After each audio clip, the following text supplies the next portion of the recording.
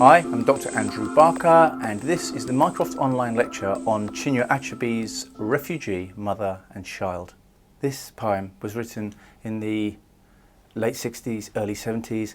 It is about Chinua Achebe witnessing a refugee camp in Biafra where a war was going on. Achebe looks over the refugee camp and sees this. It's a very affecting piece, this. First reading of Refugee, Mother and Child by Chinua Achebe. No Madonna and child could touch that picture of a mother's tenderness for a son she would soon have to forget.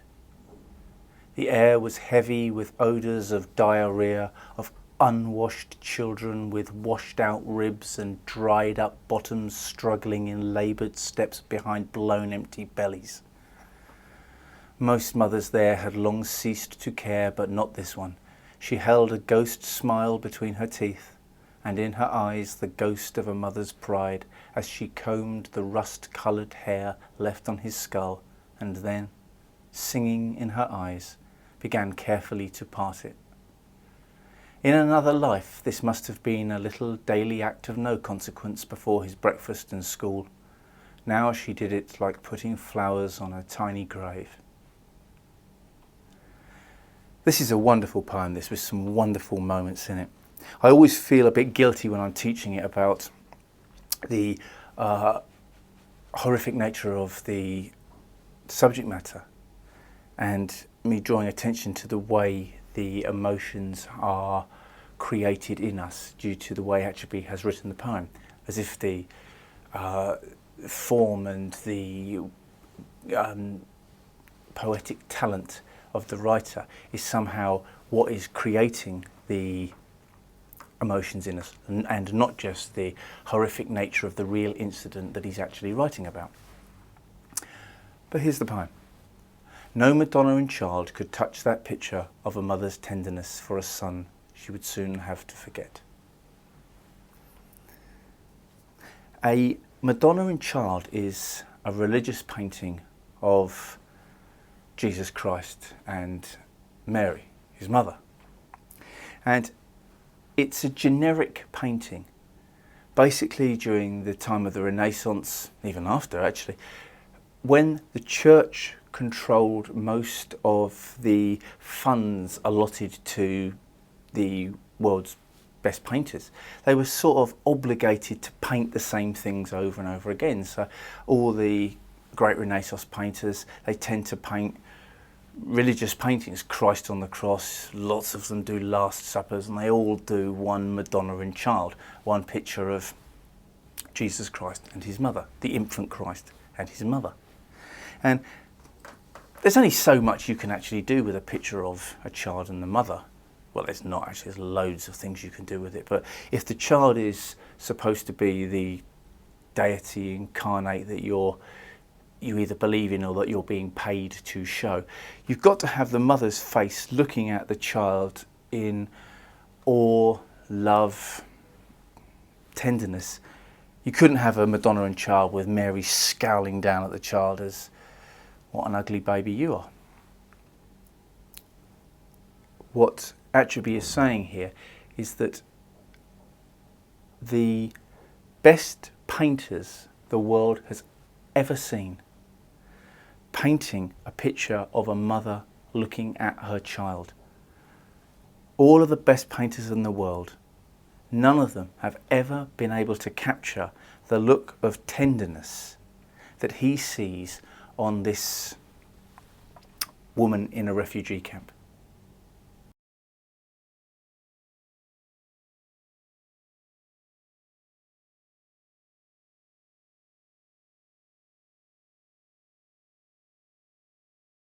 No Madonna and child could touch that picture of a mother's tenderness for a son she would soon have to forget.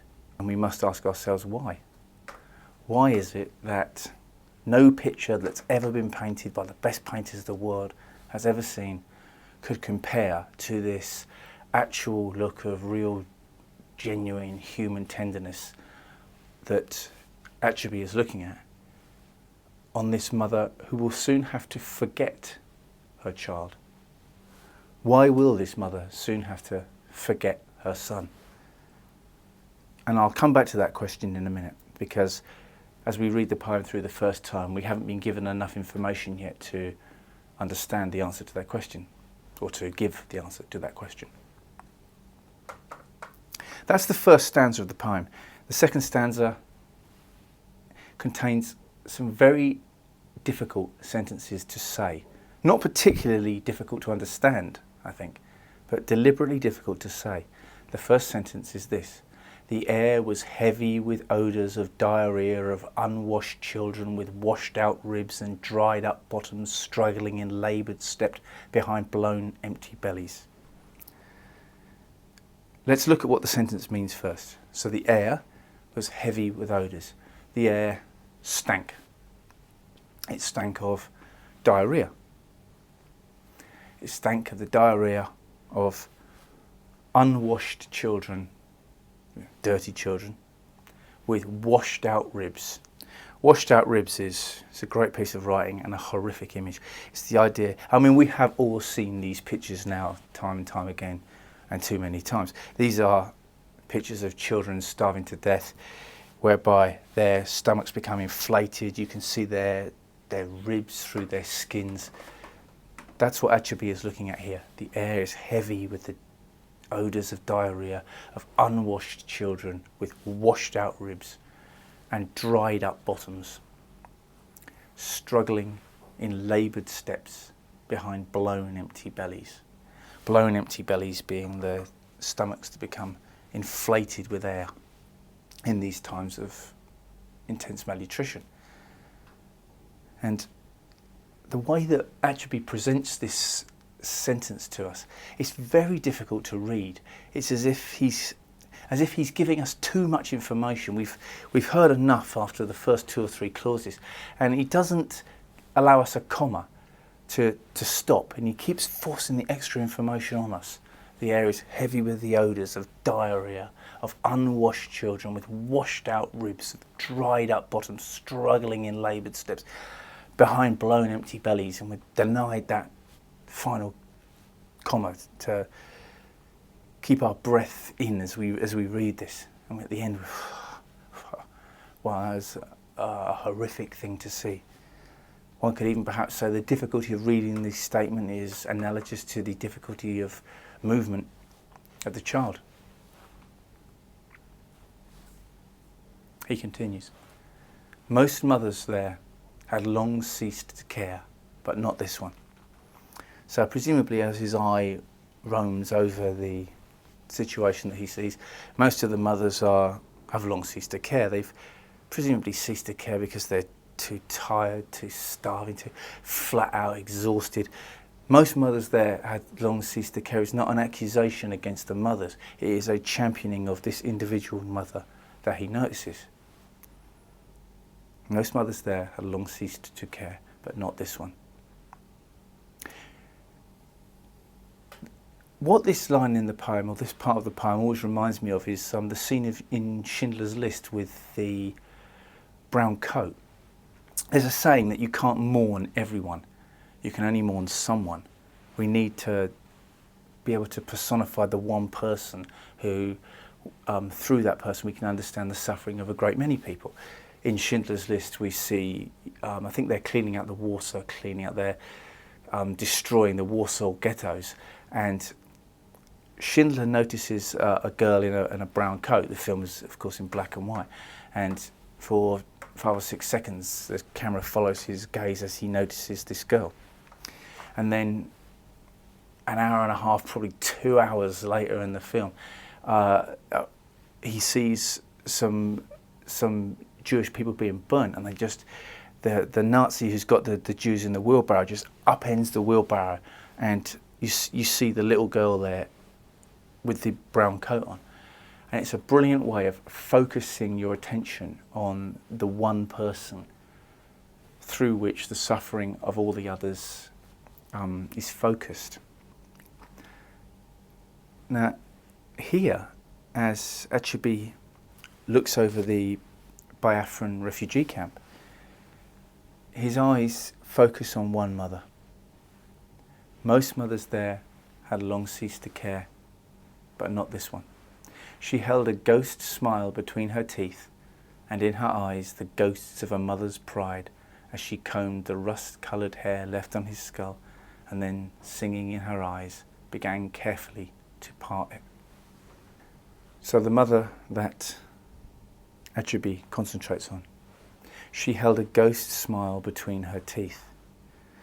Ghost is mentioned twice here. We get the ghost smile held between her teeth and the ghost of a mother's pride. She held a ghost smile between her teeth. A ghost smile. It could be the ghost of a smile. I tend to hear this as, I tend to see this as a ghost being something that has died. The ghost is the spirit of something which has died, and the mother held the ghost smile between her teeth.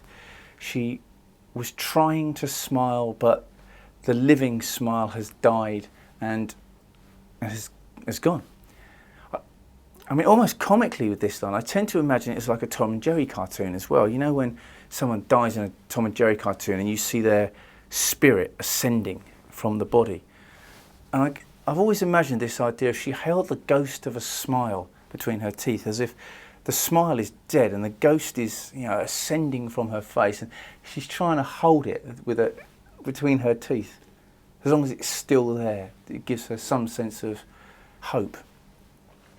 I don't know if Achebe intends that or how I'm supposed to see it, but the image I get from that, the look on her face as I see that, it works quite well with the poem for me. She held a ghost smile between her teeth, and in her eyes the ghost of a mother's pride. So the ghost of a mother's pride, it's there in her eyes. I mean, it's as if the mother's pride is not in her face anymore and she hasn't got it anymore, but it's still there in her eyes. The ghost of a mother's pride, it's dead, but she's still got it. It's not left her yet. And in her eyes, the ghost of a mother's pride, as she combed the rust-coloured hair left on his skull. So, what Achebe sees is the mother combing her dying or dead son's hair with a comb, singing in her eyes. Singing we nearly always see as positive. We never hear somebody saying who's singing. I mean, some people have got good voices, some people have got bad voices. There are good songs and there are bad songs. But whenever we hear singing rendered symbolically, and of course it has to be rendered symbolically here because you can't literally be singing in your eyes. What Achebe wants to put across here is that there is still some life in her eyes, singing in her eyes. So there she is. You can imagine this look on the mother's face here as she parts her son's hair with the comb. And it's the comb and the parting of the hair with the comb that acts in this poem as in the same way as the red-brown coat in Schindler's List does. Draws our attention, and focuses the poet's attention on this one instance. We then get this final sentence, which I think is a really wonderful piece of poetic writing. This, in another life, this must have been a daily act of no consequence before his breakfast and school. Now she did it like putting flowers on a tiny grave. So first off, the thing which she did, like putting flowers on a tiny grave. Now she did it like putting flowers on a tiny grave. What is the it that she's doing? And the it is combing her son's hair. She used to do this just before she sent her son to school. Now she did it like putting flowers on a tiny grave. I think this is such a good line because literally it works really well. Never mind the figurative beauty on it. If you can imagine putting flowers on a tiny grave, and that is the same motion that you can imagine the mother combing the child's hair with. Obviously she's combing his hair as a way of saying goodbye to him because he's dead. Achebe tells us, in another life, this must have been a little daily act of no consequence before breakfast and school. Now, what does he mean by in another life? Because there's three possibilities for that. The first one, in another life, that would be reincarnation, wouldn't it? The Buddhist belief in reincarnation, that our souls are born again. So if she were to be born again, or had been born again in another life, this would be the sort of thing, this combing of the hair before the boy goes off to school, this would be this daily act of no consequence. That's what she would do. In another life, a reincarnated life. Another interpretation for that line is, in another life, in a world properly run, where what has caused this situation to happen didn't happen. In a properly run world, so it's almost in another world, this would be a daily act of no consequence. And that's plausible. But the one I think is most plausible, and the one I like best, is in a world before this event happened. Because refugee mothers aren't born refugee mothers, or they become refugees. Mothers become refugees by whatever flood, war, whatever disaster, man-made or otherwise, that have caused them to have to flee and seek refuge. So this refugee mother wasn't a refugee mother before the disaster of Biafra occurred. And the life that she led before that disaster was so different from the life that she leads now. It might as well have been another life. It happened to somebody else. And that's for me, the most powerful reading of that line. So the opening line we have in this, no Madonna and child could touch the picture of a mother's tenderness for a son she would soon have to forget. And we can ask, why does this mother soon have to forget the child? And one of the questions, one of the answers would be that the child is dead. Well, just because the child is dead doesn't necessarily mean you have to forget them. I think the reason she has to forget the child is that it's simply too painful to remember the child. No Madonna and child could touch that picture of a mother's tenderness for a son she would soon have to forget, because it's simply too painful to remember. So I'll read this poem through one more time, but then I'll give you another version of it with a few lines changed. This is Achebe's most famous poem. It's the one that's often anthologized. I think perhaps when he wrote it as a young man, he didn't realise what a famous poem it was going to become. And he rewrites it in a later anthology, tweaking 2 or 3 moments of it. And I'll read this poem through as we know it and as it is most commonly understood, and then briefly examine the changes that Achebe makes for the later version of the poem. So this is the final read-through of the first version of Chinua Achebe's Refugee Mother and Child. No Madonna and child could touch that picture of a mother's tenderness for a son she would soon have to forget. The air was heavy with odours of diarrhoea, of unwashed children with washed out ribs and dried up bottoms, struggling in laboured steps behind blown empty bellies. Most mothers there had long ceased to care, but not this one. She held a ghost smile between her teeth, and in her eyes the ghost of a mother's pride, as she combed the rust-coloured hair left on his skull, and then, singing in her eyes, began carefully to part it. In another life, this must have been a little daily act of no consequence before his breakfast and school. Now, she did it like putting flowers on a tiny grave. So this is the rewritten version of the poem.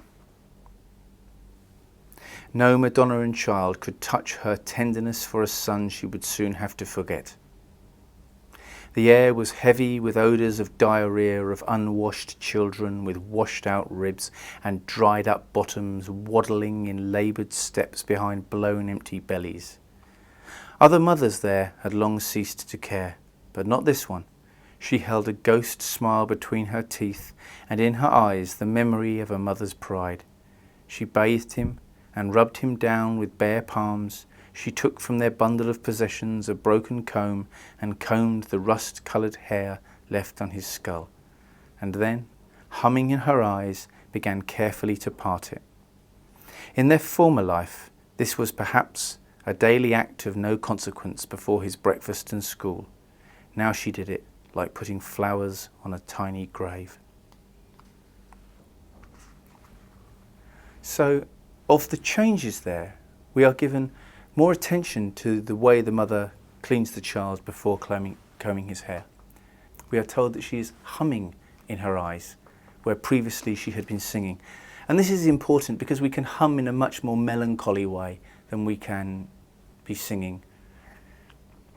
And the ambiguity in the final line about what in another life could mean is cleared up for us.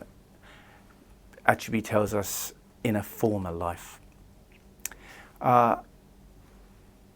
Although I prefer the ambiguity of what it could, of the different meanings, presumably Achebe doesn't, and he wants us to know specifically that this woman he sees in the refugee camp, before she was there, she was not a refugee mother. Refugee mothers aren't born as refugee mothers, and that particular confusion is cleared for us, presumably because Achebe himself doesn't want that confusion.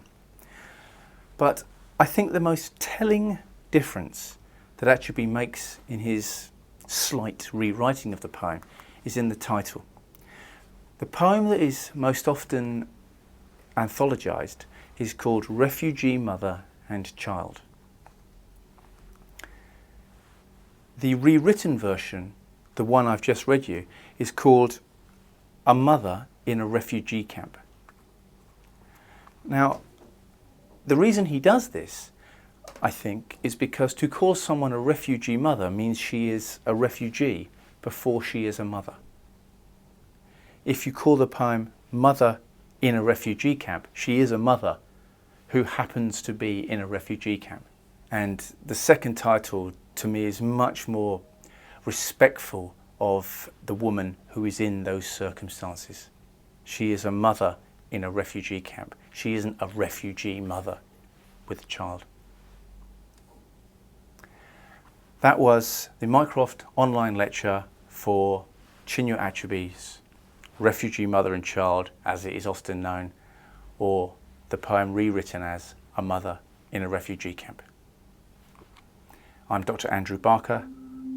Thank you.